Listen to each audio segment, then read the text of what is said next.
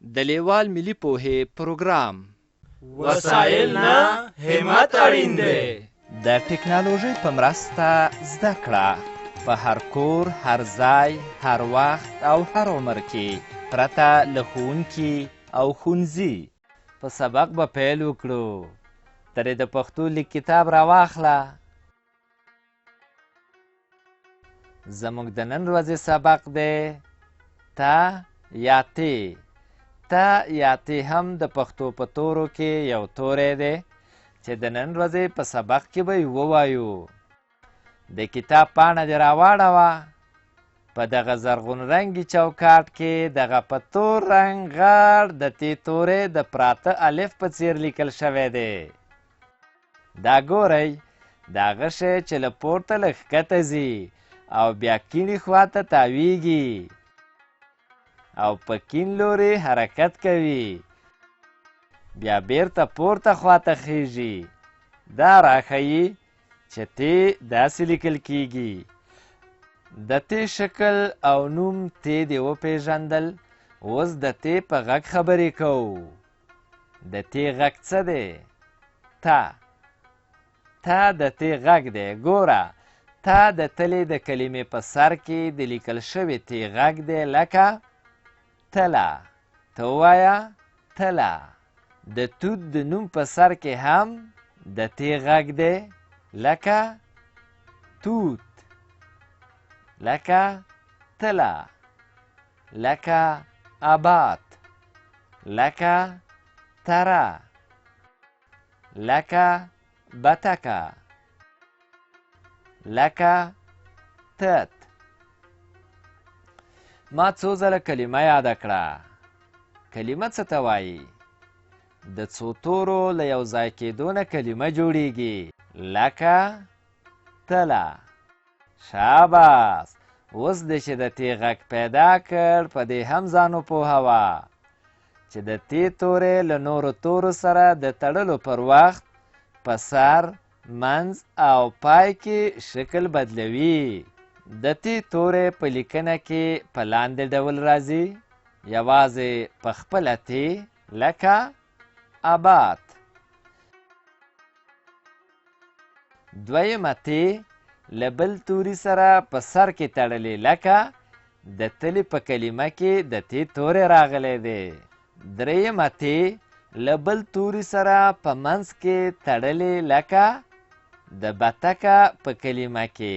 څلورمه تی له بل توري سره په پای کې تړلې لکه د تت په کلمه کې.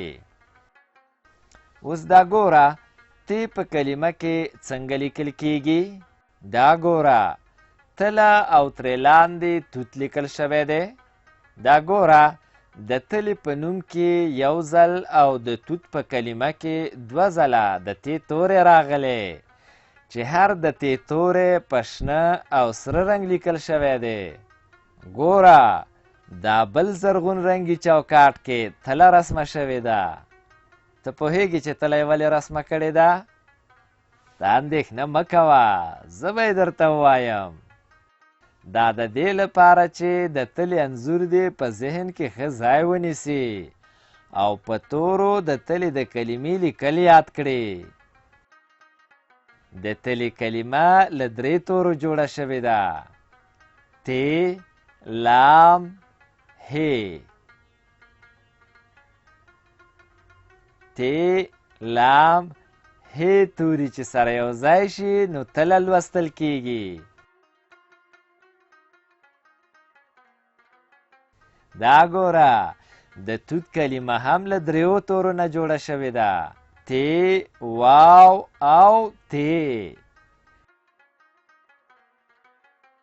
توت. د تلې او توت په کلمو کې مو د تی لیکل ولیدل. شاباس. اوس به د تی د سبق نورو برخو ته راشو. دا سور چوکاټ وینې چې پکې لیکل شوي دي د تی کارونه په جملو کې. ودې لیده؟ شاباس. ښه نو ته اوس غواړې د جملې په معنا ځان پوه کړې. د جملې په معنا دې هم پوهوم. ښه ورته ځیر شه. جمله د یو څو کلمو یو ځای کولو ته وایي، لکه دا تله ده. اوس لاندې دا تور چوکاټ وګوره. په دې تور چوکاټ کې په شنه رنګ لیکل شوي دواړه جملې دي چې په هره کلمه کې د ت کارونه په سره رنګ روښانه شوې. دا تله ده. تله د تللو لپاره وي. اوس په همدې تور چوکاټ کې په سپین رنګ همدا جملې بیا لیکل شوي دي، خو یو توپیر یا فرق پکې ښکاري. که رښتیا پوه شوي یاست دا توپیر یې ماته وښیئ. شاباس، تا په هره هغه تی ګوته کېښوده چې زیړه ده. ګوره دلته 3 ځله د تی توری د کلمو په سر کې لیکل شوی چې د نورو تورو سره یو ځای راغلی دی. اوس نو قلم را واخله او د هرې زیړې تی پر سر تی ولیکه چې د تی لیکل دې زده شي. دا کار ځکه کوو چې د دې تور چوکاټ د پاسه په کیڼه خوا کې په زیړ چوکاټ کې درته لیکلي دي د تی د کارونې ځایونه روښانه کړئ. د ت توري په سر کې شکل لیکو.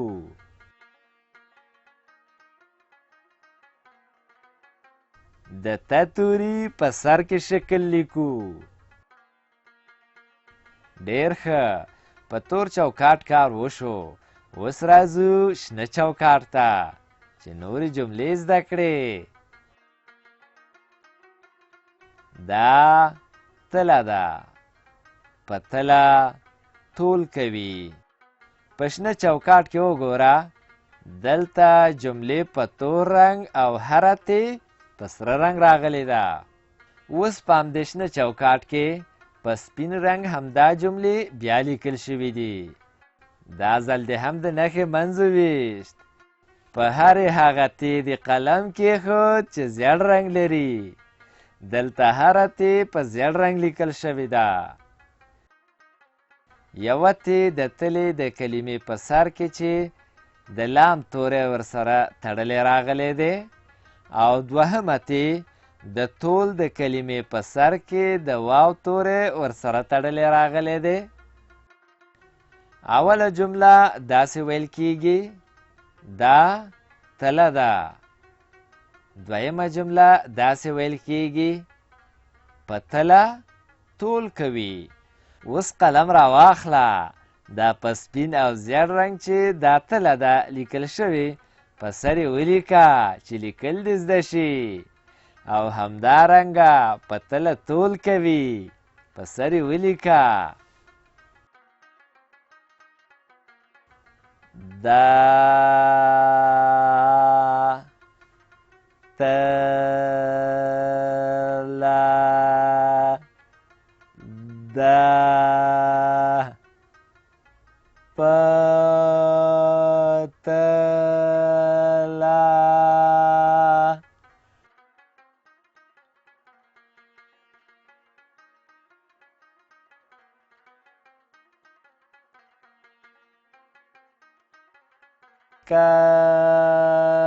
کوي. اوس به راشو سره چوکاټ ته. دا پورتنۍ ټولې جملې پکې راوړي دي. دا تله ده. تله د تللو لپاره وي. دا تله ده. په تله تول کوي. د همدې جملو ترڅنګ یې بیرته همدا جملې لیکلي دي، خو فرق یې دا دی چې په هر شنه او تور چوکاټ کې هره یوه تی په مختلفو رنګونو راغلې ده، خو په دې سره چوکاټ کې ټول توري په سپین رنګ لیکل شوي دي.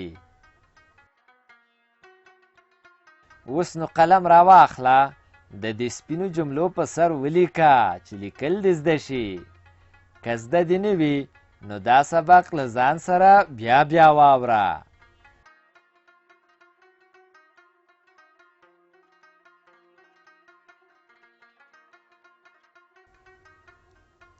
دا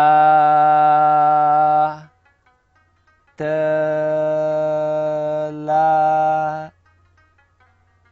دا تلا د تللو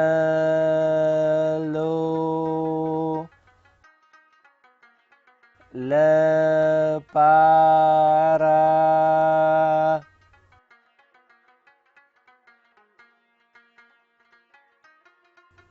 وي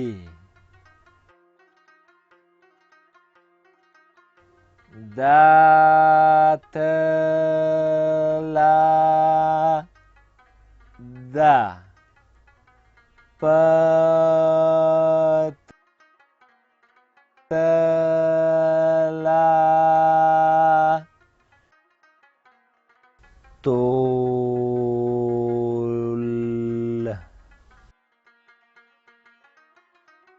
کوي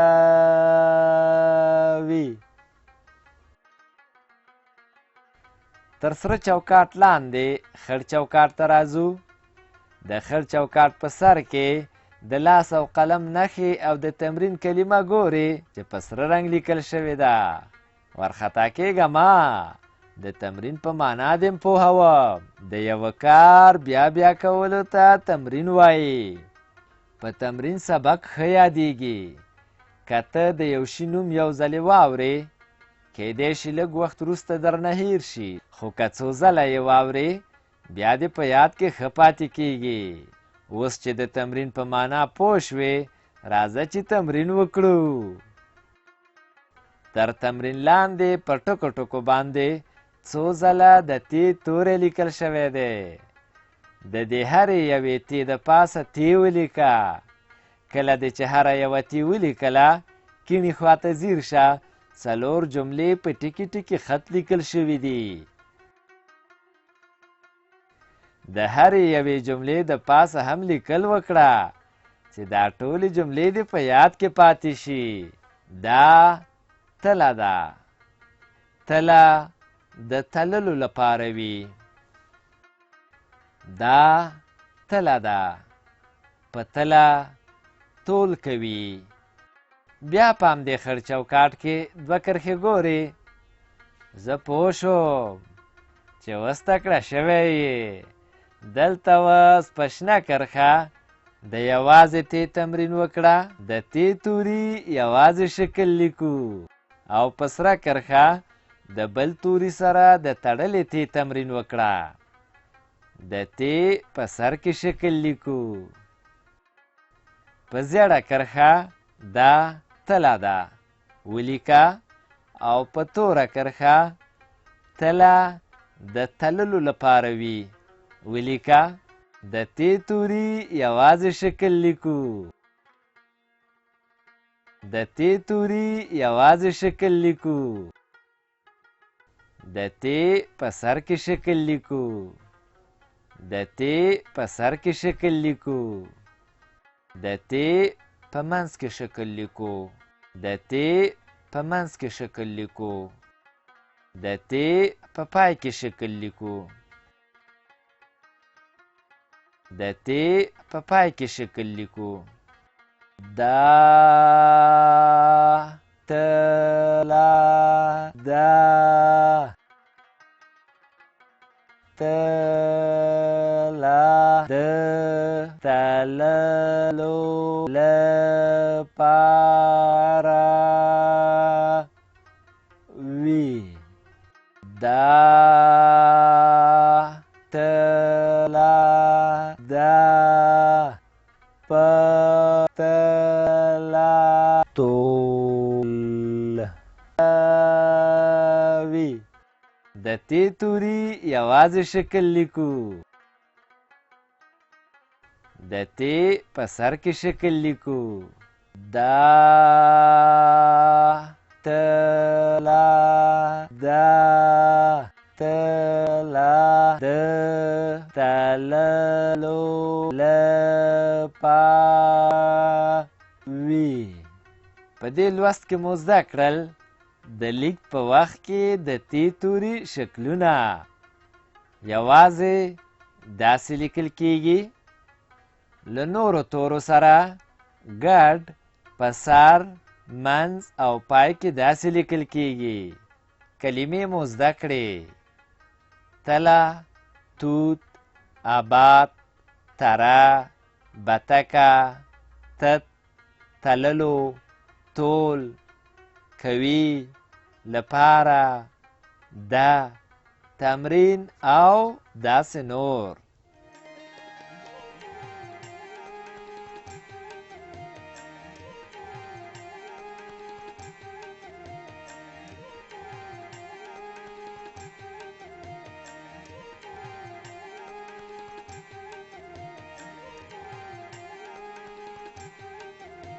له دې ویډیو سره د لیک کتاب په زده کړه کې ډیره مرسته کوي.